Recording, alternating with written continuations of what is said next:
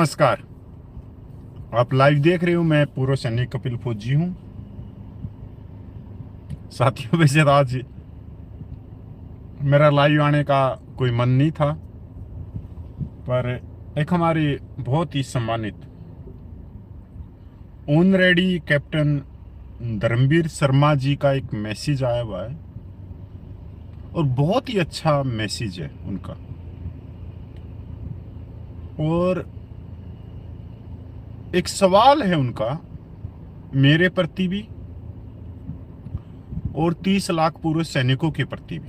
और सबसे ज्यादा उनका जो सवाल है, जो उनका प्रश्न है, जो 30 लाख पूर्व सैनिकों के जो अध्यक्ष हैं, जो प्रधान हैं, कश्मीर से लेके कन्याकुमारी तक, मणिपुर से लेके जैसलमेर तक, उन प्रधानों के लिए उनका एक सवाल है। सबसे पहले तो मैं अपने बहुत ही सम्मानित ऑनरेडी कैप्टन धर्मवीर शर्मा जी का मैं नमस्कार करता हूं और प्रभु परमात्मा से प्रार्थना करता हूं कि इनका स्वास्थ्य, इनकी उम्र चढ़ती कला में रहे। साथियों, कैप्टन धर्मवीर शर्मा जी ने एक प्रश्न किया, एक सवाल किया कि जो हमारे सूबेदार हैं, हमारे ऑनरेडी लेफ्टिनेंट हैं, कैप्टन हैं, उनकी पेंशन की बढ़ोतरी क्यों नहीं हो रहा। जायज सवाल है, पर पूछा जो उन्होंने पूछा वो जायज बंदे से नहीं पूछा, क्योंकि भाई अपा है नायक आदमी, हाथ जोड़ते हैं, अपन नायक आदमी। माननीय ऑनरेडी कैप्टन धर्मवीर शर्मा ने यह सवाल पूछना था जो पूरे देश के 30 लाख पूर्व सैनिकों के जो प्रधान है, 99.99% सूबेदार, सूबेदार major, honorary lieutenant, honorary captain, यह सवाल उनसे पूछना था।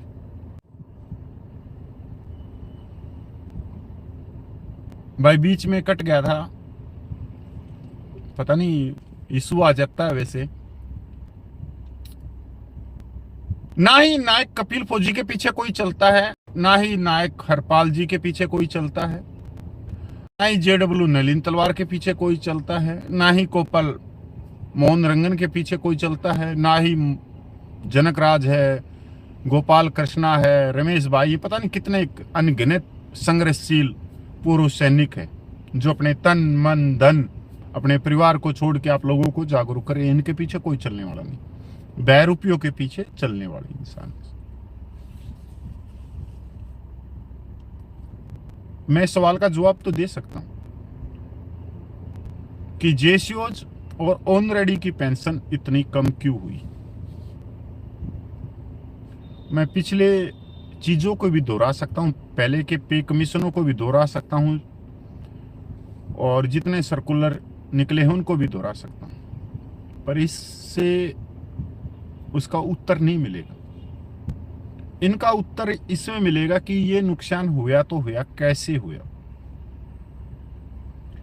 हमारे ऑनरेडी कैप्टन साहब धर्मवीर शर्मा साहब को अपने रैंक की पड़ी हुई है कि उनकी पेंशन क्यों नहीं बढ़ी।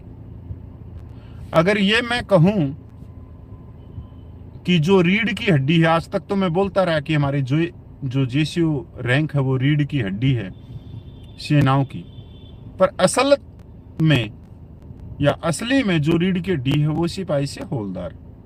वो सिपाही से हौलदार तो OROP से बाहर कर दिए गए। 1 जुलाई 2014 के बाद में जो भी परमिचर आया हो तो बाहर कर दिए गए, उनको तो कुछ नहीं मिला।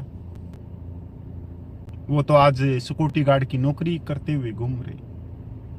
मैं थोड़ा दिल से बोलता हूं, मैं कोट टाई यूट्यूबरों की तरह न्यूज नहीं दिखाता। मैं एक वार्तालाप करता हूं, मैं चर्चा करता हूं अपने बुजुर्गों के साथ में, अपने भाइयों के साथ में, सबके साथ में, अपनी माता बहनों के साथ में। तो बताओ उन परमेश्वर वालों का क्या गलती थी, जबकि कोशियारी कमेटी की सीधी सी रिपोर्ट है कि OROP जवानों को क्यों मिले। OROP जवानों को इसलिए मिले क्योंकि वो कम उम्र के अंदर रिटायरमेंट आ जाती है। अब कम उम्र में जो रिटायरमेंट आते हैं वो तो OROP से बाहर कर दिए गए। इसके साथ में जो 2 साल 4 साल 6 साल की नौकरी में जो बहादुर जवान देश की रक्षा करते हुए शहीद हुए हैं, उनकी वीरंगनाओं को कुछ नहीं मिला।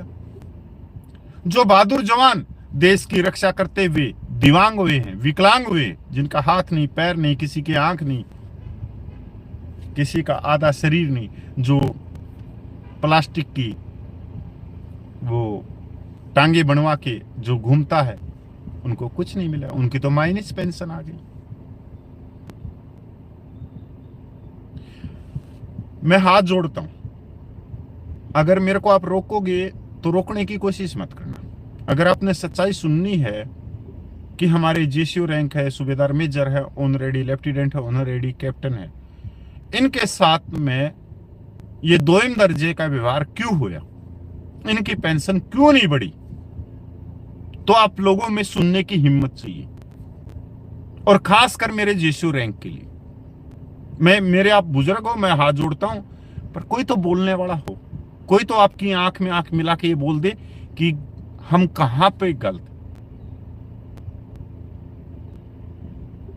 क्योंकि पूरे देश में जो जेसीओ रैंक है, सूबेदार मेजर है, ऑनरेडी लेफ्टिनेंट है, कैप्टन है, उनके जो ठेकेदार हैं वो उन्हीं के रैंक के हैं। उन्हीं की वजह से आपकी पेंशन में ये नुकसान हुआ। मैंने नहीं किया, मैं तो छोटा सा नायक हूं, और ना ही भारत सरकार ने किया और ना ही अफसर लॉबी ने किया। अरे आपका नुकसान करने वाले ही जो पूर्व सैनिकों के प्रधान हैं, कश्मीर से लेकर कन्याकुमारी तक, मणिपुर से लेकर जैसलमेर तक जो आपके प्रधान हैं, जो जेसीओज हैं, सूबेदार हैं, जेडब्ल्यू हैं, सूबेदार मेजर हैं, ऑनरेडी लेफ्टिनेंट कैप्टन हैं, ऑनरेडी फ्लाइट लेफ्टिनेंट हैं, ऑनरेडी फ्लाइट कैप्टन हैं, इनकी वजह से आपकी पेंशन नहीं बढ़ी। ये वो सच्चाई है, चाहे इसको आज मान लो या कल मान लो। मेरे को गाली देने से कोई मतलब नहीं, पहले भी मेरे को गाली देते रहते हैं लोग, बोलते हैं मेरे को कि नहीं कपिल तो जेसीओ, अरे नहीं, जेसीओ के लिए ये बोलता है कि इन्हीं ने, सच्चाई की बात है, सच्चाई की बात है। मैं आप लोगों से उत्तर चाहता हूं इस चीज का कि पूरे देश में 30 लाख पूर्व सैनिकों के प्रधान कौन है। आप अपनी डिस्ट्रिक्ट से, अपनी तहसील से, अपने राज्य से देखो, एक बार नजर घुमाओ, कितनी सोसाइटियां, हजारों 2000 सोसाइटी, उनके प्रधान कौन है? सारे के सारे पूर्व जेसीओ, सूबेदार मेजर, ऑनरेडी कैप्टन, यही तो प्रधान है। ये दरी कोशी कहां बिछा रहे हैं? सोचो, देखो, चाय पकौड़ा आप लोगों को खिला के, ये तो अफसर लॉबी की पेंशन बढ़वाई ही इन्होंने तो 70 साल में। मैं सबको नहीं बोल रहा, जो प्रधान है, मैं इसका उदाहरण भी दे दूंगा आप लोगों को, और मैं मेरी डिस्ट्रिक्ट से दूंगा, और उसके बाद में मैं आंकड़े भी दिखाऊंगा आपको पे पेंशन के। अगर उदाहरण सुनना चाहते हो, अगर आप में हिम्मत है, अगर आप भागोगे नहीं मेरे वीडियो को छोड़ के, तो उदाहरण के तौर पे मैं बता देता हूं। हरियाणा में लीग है, मेरा जो डिस्ट्रिक्ट है जज है रोहतक सोनीपत, भाई पुराना डिस्ट्रिक्ट है रोहतक। इनके अंदर जो लीग के जो प्रधान है वो कौन है? सूबेदार। और सिर्फ 3 डिस्ट्रिक्टों में सूबेदार नहीं है, हरियाणा की 22 डिस्ट्रिक्टों में जो प्रधान है वो सूबेदार है। अब हमारे जो जज्जर डिस्ट्रिक्ट का एक सूबेदार है, उसने क्या किया, जैसे ही प्रधान बना, उसका क्या काम है, जवानों की पे पेंशन या दूसरी चीजें जो वेलफेयर है, जो दोयम दर्जे का व्यवहार हो रहा है, असमानता हो रही है, उसके खिलाफ वो कभी नहीं बोलता, क्योंकि उसने वो काम कभी सीखा ही नहीं। वहां पे नहीं सीखा जहां पे वो उसकी पेंशन ले रहा है, वहां पे वो 24 इंच की साइकिल चलाई। तो जैसे ही यहाँ CSD ECHH के अंदर कोई पोल क्लिनिक इंचार्ज आ जाएगा, CSD का मैनेजर आ जाएगा, उनको वो लिख की तरफ से प्रसन्नता पत्र दे के आता है, प्रसन्नता पत्र कि आप बहुत अच्छा काम कर रहे हो। और राजस्थान झुंझुनू जिले के बाद में दूसरा डिस्ट्रिक्ट है झज्जर, जिसमें सबसे ज्यादा पूर्व सैनिक है। अब एक व्यक्ति ने वो प्रसन्नता पत्र दिया, इसका मतलब वो पूरे झज्जर डिस्ट्रिक्ट का ठेकेदार है। क्या पूर्व सैनिकों की नजर में क्या ईमानदारी से सीएसडी के मैनेजर ने कोई काम किया है? ईसीएचएस के पोल क्लिनिक इंचार्ज ने, ओआईसी ने क्या झज्जर के पूर्व सैनिकों को दवाई, जो भी चीजें होती हैं वो उनको उपलब्ध करवा दी?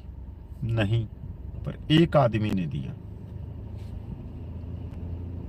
और उस एक आदमी को फायदा क्या मिला इससे कि जो ईसीएचएस का जो फंड आता है लोकल परचेस का, उससे उसको पैरासीटामोल की दवाई मिल जाएगी। मैं नहीं कहता भगवान करे उनको कोई गंभीर बीमारी हो, मैं नहीं कहूंगा। और कैंट सिर्फ इन दो कामों के लिए, दो कामों में वो बहादुर व्यक्ति है। और आज भी वो जैसे ही कैंटीन आएगी वो सबसे पहले पिछले दरवाजे से जाएगा, अपने जोड़े और अपने कट्टे भर के लेके आ जाएगा। इसका क्या नुकसान हो गया कि जो व्यक्ति व्यवहार में, समाज में पूर्व सैनिकों का वेलफेयर नहीं कर पाया, या पूर्व सैनिकों को धक्के मार मार के ईसीएचएस से या कैंटीन से बाहर निकाल रहा है, गाली दे रहा है, उसको एक हथियार दे दिया। किसने दे दिया? एक लिख के सूबेदार ने, जो 1 साल रहना था। अभी उसी प्रसन्नता पत्र से वो रीजनल सेंटर में जाएगा। देखो, मेरे को इतना अच्छा बताया है झज्जर के डिस्ट्रिक्ट के पूर्व सैनिकों ने, जो 57,000 से ज्यादा हैं, कि मैं सबसे अच्छा इंसान आया हूं, मैं सबका वेलफेयर करता हूं। इसका खामियाजा यहां भुगतना पड़ता है। अगर कोई आदमी ये कहेगा मेरा कोटा नहीं मिला, मेरी सीएसडी का सामान नहीं मिला, मेरे को दवाई नहीं मिला, वही व्यक्ति जिसको प्रसन्नता पत्र मिला हुआ है अफसर को, वो धक्के मारता है, मुंह पे थप्पड़ मारता है, और साथ के साथ पुलिस बुला लेता है और पुलिस को दिखाता है देखो मेरे को प्रसन्नता पत्र दिया है। यह आदमी तो वैसे ही है, दिमाग है, मानसिक रूप से बीमार है। एक व्यक्ति की वजह से 57,000 पूर्व सैनिक दवाई से वंचित रहते हैं, सामान से वंचित रहते हैं, साथ में गाड़ियां मिलती हैं, जबकि उस व्यक्ति का उसको प्रसन्नता पत्र देने का कोई अधिकार नहीं, क्योंकि वो हमारे पैसे से, क्योंकि ईसीएचएस में हम 1,000 रुपये दे रहे हैं और कैंटीन का हम सामान खरीद रहे हैं, तो इसका बेनिफिट अफसर मैसो तक जा रहा है। तो सरकार का तो कोई लेना देना नहीं, हमारे पैसे से हम ही थप्पड़ खा रहे हैं। और किन की वजह से? जो आपके प्रधान बैठे। ये उदाहरण है, और ये उदाहरण मैं झज्जर डिस्ट्रिक्ट का नहीं दे रहा, मैं पूरे देश का उदाहरण दे रहा हूं। पूरे देश में नजर घुमा के देख लेना कि जिस डिस्ट्रिक्ट में जो प्रधान बैठा है वो किस किस को प्रसन्नता पत्र दे के पिछले दरवाजे से घूमता है। इसका खामियाजा ये भुगतना पड़ रहा है। आपने नाम सुना होगा कैप्टन राजेंद्र सुहाग का, जो मेरे साथ में रहते हैं, मेरे बुजुर्ग भी हैं, मेरे पिता सम्मान में, कई मीटिंगों में मेरे साथ में रहे, मैं लेके गया उनको माननीय रक्षा मंत्री के साथ में। अभी कुछ दिन पहले की बात है, उनको वो ईसीएचएस से इलाज करने वाले के लिए दिल का, हार्ट का, और रोहतक जाना था। वहाँ एक प्राइवेट हॉस्पिटल है अहमद, तो मेरे पास में फोन आया कि कपिल ये कह रहे मेरे को, तू पहले ओपीडी लेके आ और उसके बाद में तू वहां से जो ओपिनियन दे डॉक्टर वो लेके आ, उसके बाद में तेरे को ट्रांसफर करेंगे। वो बंदा 9 बजे खड़ा हुआ था, 2 बजे तक उसका फैसला करवाया, क्योंकि वो मेरा संघर्ष का, मैं सबके लिए नहीं लड़ता, अब मैंने छोड़ दिया इतना। कैंटोनमेंट तक फोन गई कि ऐसा क्यों, कि जिसको दिल की बीमारी है वो पहले जाके दिखाएगा, उसके बाद में आएगा, और आने के बाद में फिर तुम उसको ट्रांसफर दोगे, फिर जाकर वो एडमिट होगा। ये सजा है, सजा। जिसके दिल की बीमारी है, क्या वो इस सजा को सहन पाएगा? नहीं पाएगा। उसका लेटर बनाया 2 बजे के बाद में। तो ये जो कुछ हो रहा है ना, कि कई भाई बोलते हैं कि जंतर मंतर का आंदोलन फैल हो गया। आंदोलन किसी सिपाही हवलदार ने नहीं फैल किया। कुछ जो राजनीतिक पार्टियों के इशारे पे चले हुए थे, गोल टोपी वाले, कोट वाले, टाई वाले, वो भी सारे के सारे हमारे पूर्वज यीशु साहिब थे, उन्होंने फैल किया। और फिर भी फैल नहीं हुआ, क्योंकि हम बोलने सीख गए, अपनी आवाज निकालना सीख गए, अपने हकों की मांगना सीख गए। तो फैल तो हुआ नहीं वो आंदोलन। तुम सब बोलते मैं कड़वा बोलता, मैं कड़वा नहीं बोलता, मैं सच्चाई बोलता हूं। यही सच्चाई कड़वी लगती है। आप किसी के आंख में उंगली मारोगे तो वो कहेगा मेरे आंख में उंगली मार दी, ये सच्चाई है। मैं जबकि कड़वा नहीं बोलता। बोलते मैं गाली देता, मैंने आज तक जिंदगी में किसी को गाली नहीं दी, क्योंकि मैं सबकी चिंता करता हूं।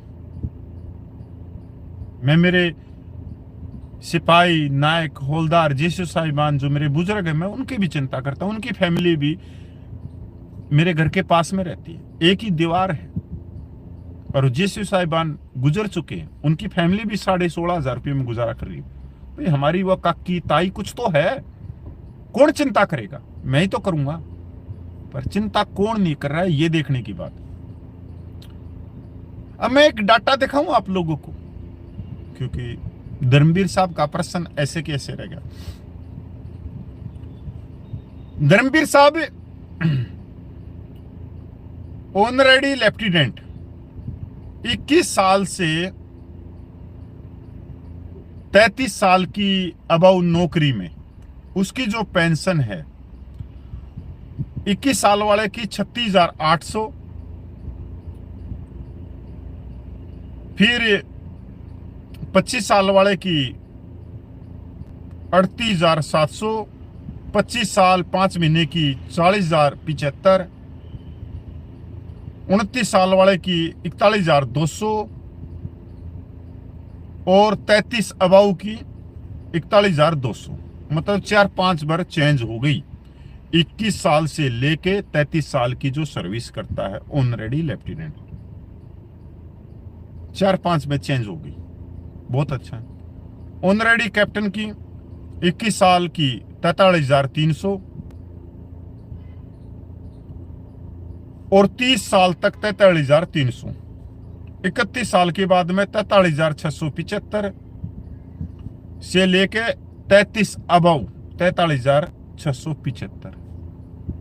आ गई समझ में कि हमारे ऑनरेडी लेफ्टिनेंट, ऑनरेडी कैप्टन की पेंशन 21 साल से 33 साल के बीच में कई बार ऊपर नीचे बढ़ोतरी है। अलग अलग सर्विस के सर्विस जिसने की है उसी के हिसाब से पेंशन है। अब देखने वाली जो मेन जो पॉइंट है वो देखने की है मेजर की। एक रैंक अबाउ है, एक रैंक अबाउ है तो उसकी पेंशन में एक ऑनरेडी कैप्टन की पेंशन में और एक मेजर की पेंशन में ज्यादा से ज्यादा 1,000, 1,200, 1,500 रुपये का अंतर हो सकता है। चलो 1,500 रुपये का अंतर नहीं होगा, 2,000 रुपये का अंतर मान लेते हैं। चलो भाई 2,000 रुपये का भी अंतर नहीं मानेंगे, इतना बड़े बड़े बुद्धिजीव हैं, गोल टोपी वाले हैं और ये यूट्यूबर हैं कोट टाई वाले, वो कहेंगे नहीं 3,000 का अंतर है। चलो हम 3,000 का छोड़ो, हम 4,000 का मान लेते हैं। अब फिर भी कोई बुद्धिजीव है सैनिक समाज का तो हम सोचते हैं कि भाई 5,000 का अंतर मान लो, जबकि 5,000 का एक रैंक अप एक रैंक में नहीं हो सकता। फिर भी हम 5,000 रुपये का अंतर मानते हैं ऑनरेडी कैप्टन, ऑनरेडी कैप्टन और मेजर में।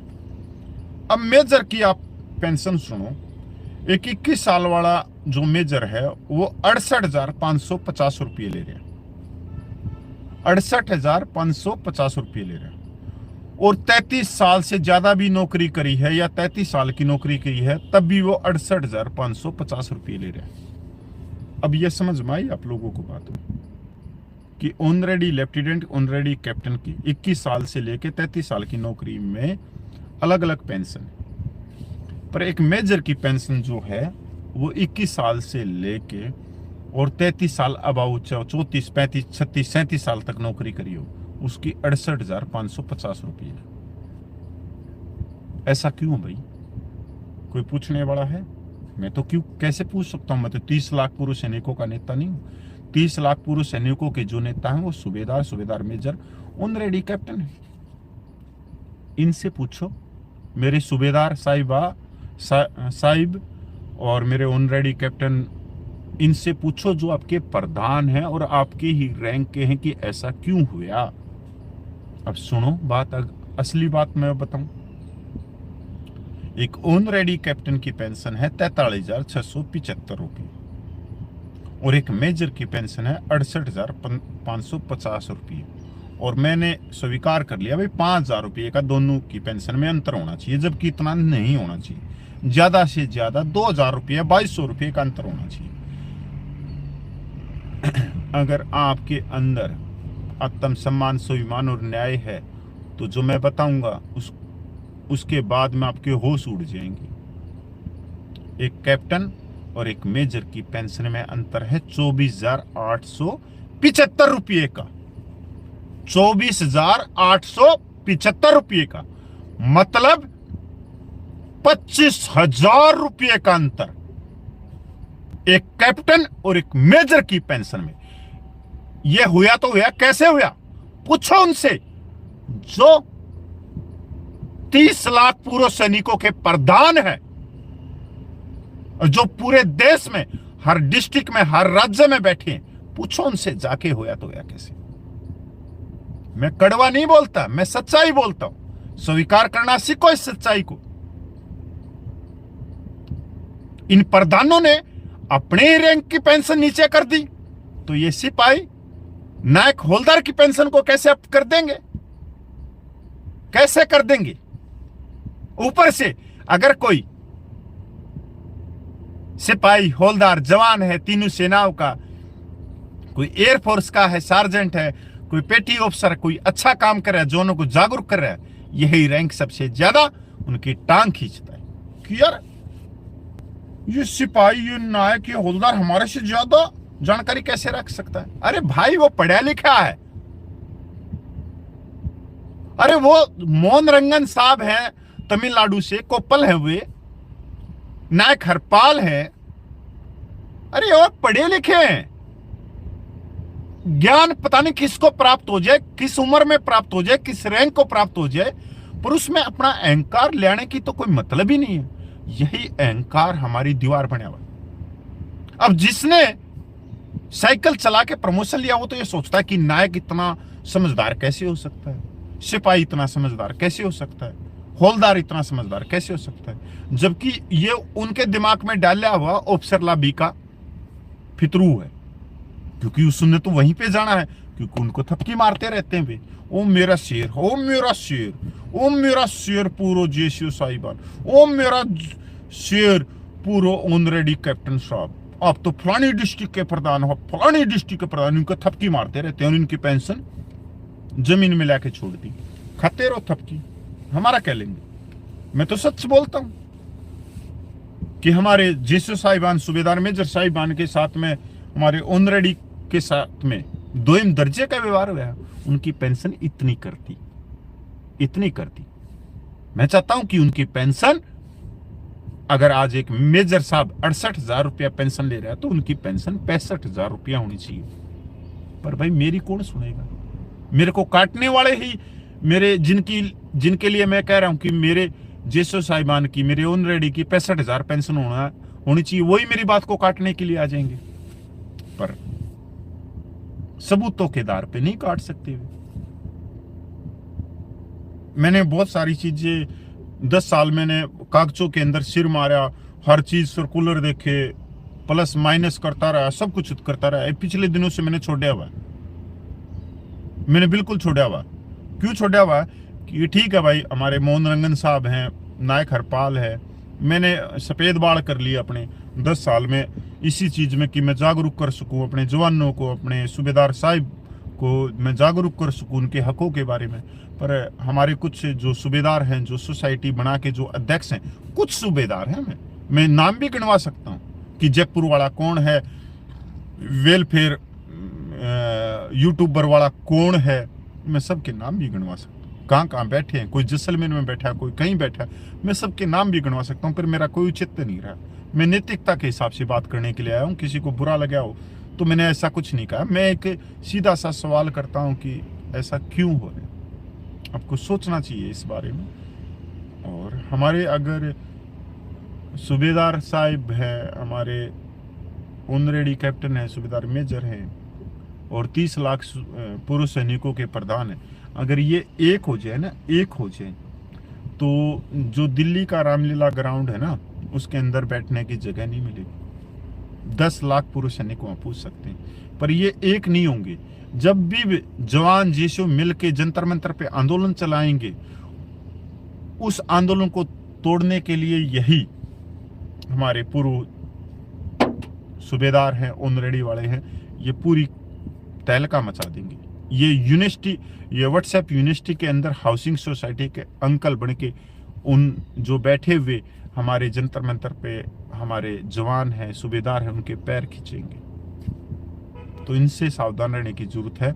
मेरे हिसाब से धर्मवीर शर्मा जी को सवाल का जवाब मिल गया होगा, नहीं मिला होगा तो फिर मैं माफी चाहूंगा। मेरे पास में यही था और यही है कि मैंने लास्ट में बोल दिया धर्मवीर साहब कि जिस दिन आप लोग ये हो गए ना, ये हो गए अपने हकों के प्रति जागरूक हो गए और आप लोगों ने देख लिया कि ये हमारा रैंक का ही पूर्व जेसीओ जो है, ऑनरेडी है और ये हमारे को गुमराह कर रहा है, इसको बाहर निकालो सोसाइटी से, उस दिन आपकी मांगे पूरी हो जाएगी। उस दिन आपकी पेंशन 65,000 रुपये हो जाएगी। इस पेंशन को ना तो मैंने कम करवाया है, ना केंद्र सरकार ने कम कराया है, ना जो रिटायर्ड अफसर लाभी ने उसने कम किया। ये सिर्फ किया है जो देश भर की संस्थाओं के जो अध्यक्ष हैं उन्हीं के कारण ये हो गया और होगा, आगे भी होगा, क्योंकि ये बहुत बड़े चापलूस हैं और इतने बड़े चापलूस हैं, आप इनके खुद के, आप इनके यूट्यूब के अंदर जब कोट टाई बांध के आते हैं तो आप इनके वीडियो को देख लेना, इनके शब्दों की पहचान देख लेना कि किस तरह से ये जो बीमा करती हैं कंपनियां, उनके एजेंट से भी 2 कदम आगे, मीठा बोलने में और शीशे के अंदर तारने में, और शीशे के अंदर तारते ही वैसे ही ये जेब को काट ले जाते हैं। मैं बहुत देसी शब्दों में समझाया है, फिर भी जय हिंद, वंदे मातरम और पूर्व सैनिक एकता जिंदाबाद, जय जवान, जय किसान, जय भारत भाई। मैं पूर्व सैनिक कपिल पूछे।